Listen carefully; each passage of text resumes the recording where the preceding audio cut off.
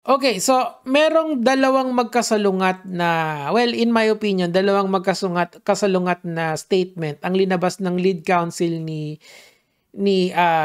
Duterte na si Kaufman and si VP Sara. Now, legally speaking, ang pwede lang magsalita para kay Rodrigo Duterte is the lead counsel, Nicolas Kaufman. Kaya nga niya binara si Harry Roque noon kung naaalala nyo, na sinabihan niya na ridiculous daw yung mga plano ni Harry Roque. It's because si Kaufman ang nagde-decide kung saan dadalhin yung kaso. Ang laki-laki ng bayad sa kanya. Might as well make him the spokesperson. Okay? Of course, the daughter will always be the daughter. Kaso, of course, sa magkasalungat ng statement na to Now, ako, alam niyo naman yung position ko dito. Siguro hindi na to weird sa inyo na okay lang sa akin magstay dun si Duterte indefinitely. Kasi I do believe, sorry to say, na siya ay dapat managot sa war sa crimes against humanity niya on the war on drugs. Kasi nga all of those EJK should have someone to blame. And siya I believe na may command responsibility doon as the commander-in-chief of the whole police and Philippine Army. Okay? So that's my opinion on the matter. Pero wala na yung opinion ko, wala nang kwenta rito kasi what is important here is the facts of the case. Okay? Now, ang Duterte camp is humihingi sila ng interim release. Kasi nga, paparinig ko sa inyo mamaya, and si VP Sara din ay may sinabi na baka maka-apekto doon sa release. Okay? Kasi yung prosecutors kasi nito is ICC, walang nagbayad sa kanila. Kumbaga ICC ICC lawyer sila, yung kalaban ng defense, okay? So sinasabi nila na wag paalisin dito si Duterte because he is still a dangerous influence sa mga tao because of who he was, who he is, and basically yung political clout niya is still dangerous until now. Yung mismong yung imahe, mga salita ni Rodrigo Duterte is very dangerous. That's why pagka nagkamali ang ICC dito, they will become forever a joke. So kailangan careful sila sa magiging desisyon nila. Now, let's go first to Nicolas Kaufman, the lead counsel. Let's go. Okay, pakinggan na natin. President's progressively Kaufman setting a new date for the hearing. According to lead defense counsel Nicolas Kaufman, they have been struggling with the former president's progressively deteriorating medical situation, claiming it has impacted Duterte's ability to assimilate evidence and give proper instructions to his lawyers. He also said, okay, so doon pa lang, alam mo na hindi na okay si Duterte to stand trial because number one, real talk naman, matanda na si Duterte, si Rodrigo Duterte, and for all intent and purposes, hindi na siya lucid, hindi na siya coherent. I don't know kung ano pa yung medical condition ni Rodrigo Duterte, pero nakita naman natin siya sa Congress nung 2024, talagang ginadi siya. After 6 months, mukhang nag-deteriorate na yung health ng sobra. Okay? So, ito yung position ng lead counsel ni Rodrigo Duterte. He is saying Rodrigo Duterte is not okay. For all the words na nandyan, yun yung kanyang position ngayon. That's why kailangan ipagpaliban muna natin yung trial in a later date at kailangan pakawalan na muna si Duterte, interim release, basically on bail, at babalik na lang siya kung kailangan niyang to stand on trial. Okay? Pakinggan natin. The prosecution and the Office of Public Counsel for Victims agreed to let the court decide on the matter.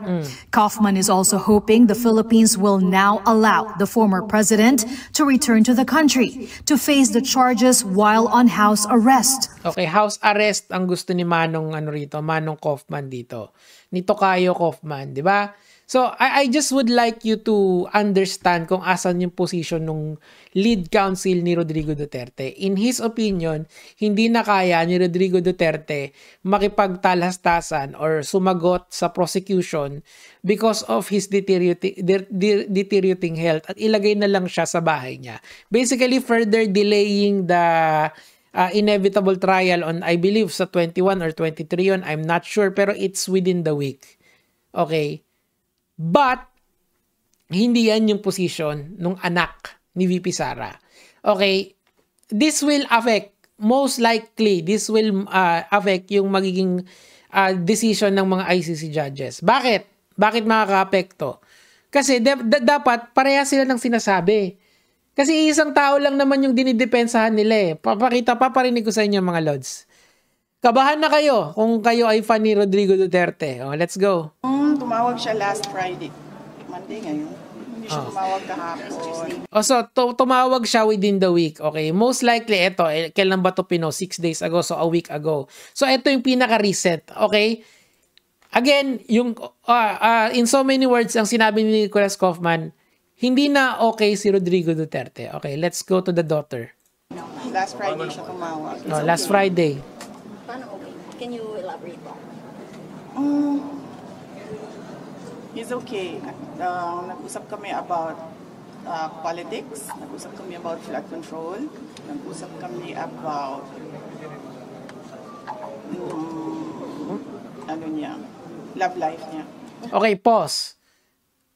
Yung lead counsel ang sabi, hindi siya okay. He is not okay. Sabi naman ng anak, he is okay. Now, sino ang mas paniniwalaan nyo ngayon? Yung lead counsel o yung anak, 'di ba?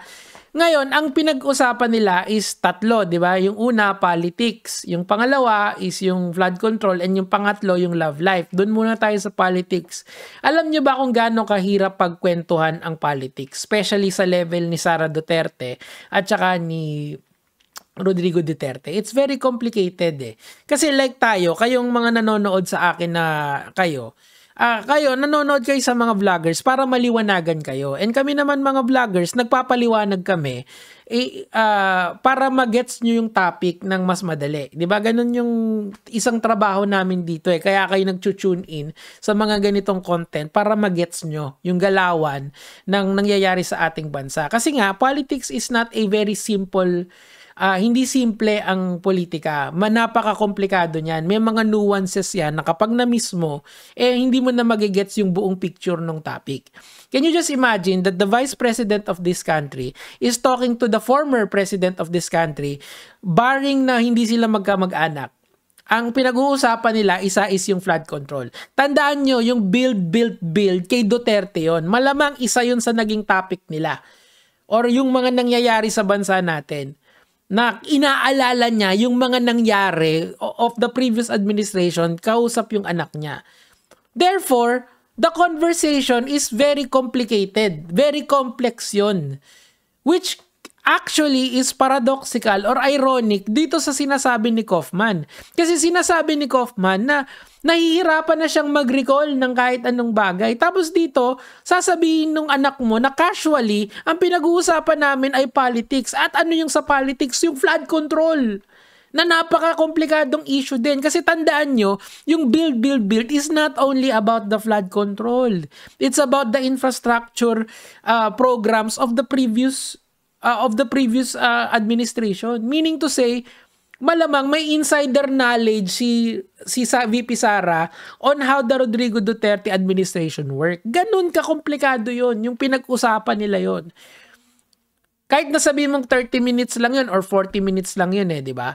Ang point dito kasi, magkaiba yung punto nung lead counsel dun sa anak. Hindi ko ini-invalidate yung parehong argumento. Actually, mas kabado pa nga ako kay Tatay Digong kasi kung totoo talagang may sakit yung matanda, naiintindihan ko. Hindi naman ako masamang tao para isipin na kung talagang invalido na, gets nyo yun? Kung talagang hindi na kayang magsalita at nahihirapan na, sige. Pero yung sinabi nung anak ang mabigat. Kasi nakipagkwentuhan siya ng politika Alam nyo, mahirap at komplikadong topic ang politika. Of course, merong mga tao na nakikipagkwentuhan ng politika habang nainom, yung nagtatawanan kayo. Pero this is the former president and the vice president of this country na nagkukwentuhan about sa politika. And mind you, ang isang topic nila is flood control. Paano ako maniniwala na hindi kayang mag-stand on trial ni Rodrigo Duterte kung nakikipagkwentuhan siya ng ganun-ganun na lang kay VP Sara?